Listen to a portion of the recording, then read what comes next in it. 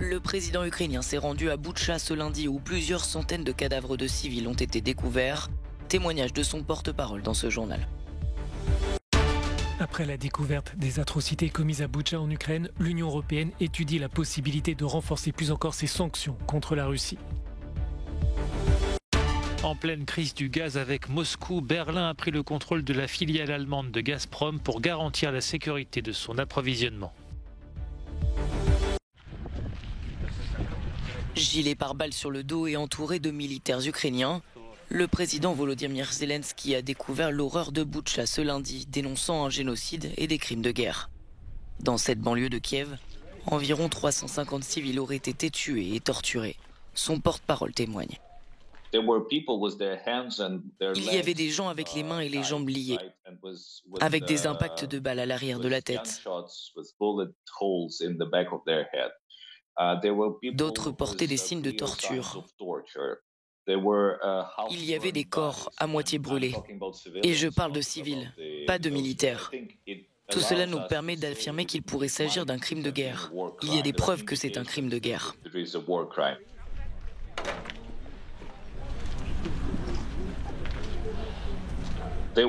Il y avait des dizaines, voire des centaines de journalistes internationaux à Boutcha.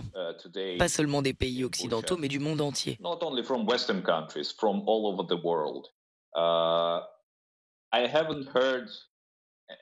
Je n'ai pas entendu une seule fois que cela aurait pu s'agir d'une provocation ou d'une mise en scène.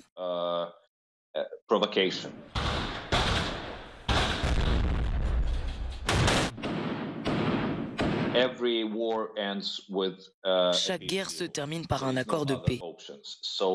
Il n'y a pas d'autre option.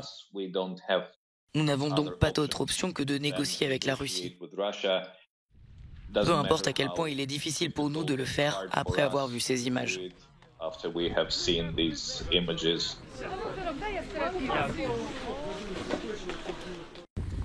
L'Union européenne pousse pour un nouveau train de sanctions contre la Russie. Les atrocités révélées ces dernières heures dans la ville de Boutcha, au nord de Kiev, poussent les 27 à considérer de nouvelles mesures. Un embargo sur les hydrocarbures russes est sur la table, mais tous les pays membres, en particulier l'Allemagne, ne souhaitent pas cette extrémité. Nous devons couper toute relation économique avec la Russie. Mais pour le moment, il n'est pas possible de couper les approvisionnements en gaz.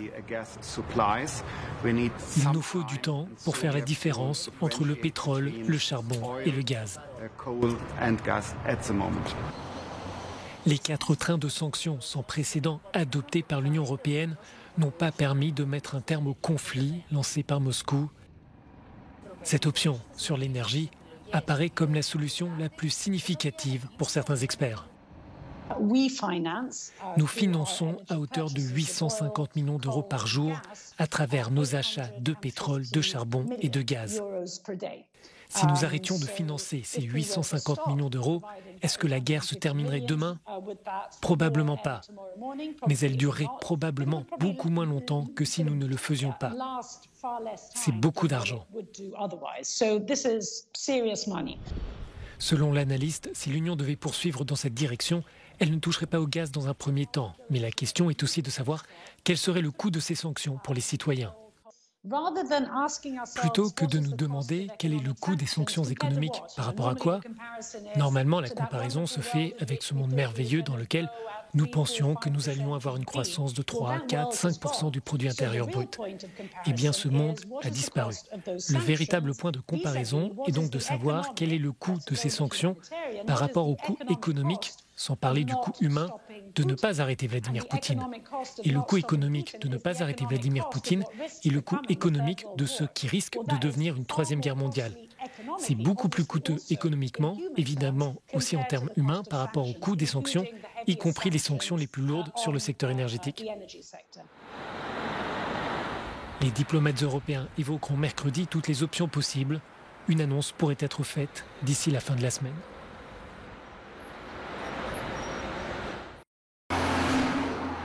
Gazprom Germania, la filiale allemande de la société russe Gazprom, a été mise sous tutelle par le ministère fédéral de l'économie et de la technologie. Une mesure destinée à assurer la sécurité d'approvisionnement en pleine crise du gaz entre Berlin et Moscou. Vendredi dernier, Gazprom avait annoncé son retrait de sa filiale allemande sans indiquer de repreneur, créant un flou sur l'avenir de Gazprom Germania. Gazprom Germania exploite en Allemagne des infrastructures essentielles. Elle est active dans le commerce, le transport et le stockage du gaz. Et elle est donc d'une importance capitale. Nous devons veiller à ne pas exposer les infrastructures énergétiques allemandes à des décisions arbitraires du Kremlin. L'Allemagne est fortement dépendante du gaz russe qui représente plus de la moitié de ses importations. Mais depuis le début de la guerre en Ukraine et la multiplication des sanctions contre Moscou, de nombreux pays européens plaident pour un embargo total sur les hydrocarbures russes. Sous pression, Berlin dit se préparer à un éventuel arrêt des importations, du moins à moyen terme. Pour l'instant, il n'est pas possible de couper l'approvisionnement en gaz. Nous avons besoin d'un peu de temps. Embargo total ou réduction des importations, l'Union européenne est pour l'heure désunie sur la question des hydrocarbures russes. La Hongrie, par exemple, a décidé de maintenir ses importations, tandis que la Slovaquie se dit prête à céder aux exigences du Kremlin et donc à payer son gaz en roubles pour garantir son approvisionnement. Un représentant de la présidence ukrainienne est apparu ce lundi en visioconférence lors d'un colloque au Sénat français pour réclamer aux Européens d'aller plus loin dans les sanctions contre la Russie. Nous pensons qu'il est très important de renforcer les sanctions, de faire comprendre au monde que c'est désormais le seul moyen de forcer l'agresseur à adopter une position de négociation plus ou moins acceptable. Un embargo énergétique serait très douloureux pour la Russie. Energy embargo would definitely be very painful. Cette conférence portait sur la question du gel et la confiscation d'avoirs. Plusieurs élus, ambassadeurs et experts ont répondu à l'invitation de la sénatrice française Nathalie Goulet, qui travaille sur un texte de loi permettant aux biens gelés d'être redistribués aux victimes de la guerre en Ukraine. Est-ce que la communauté internationale, comme elle l'a fait pour l'Irak, par exemple, et la Syrie, va transformer ces avoirs gelés en avoirs confisqués qui seraient alors vendus au profit d'un fonds de reconstruction? Bon, c'est des sujets sur lesquels il faut qu'on travaille maintenant parce qu'on n'a pas de temps à perdre. Il va falloir très vite reconstruire l'Ukraine et indemniser les victimes. En effet, les avoirs gelés d'oligarques russes proches du Kremlin pourraient être restitués en cas de levée des sanctions de l'Union européenne. Pour éviter que cela ne se produise, certains de ces individus pourraient être poursuivis pénalement, selon maître William Bourdon, fondateur de l'ONG de défense des droits de l'homme Sherpa et avocat de l'opposant russe Alexei Navalny. Peut-être qu'un jour,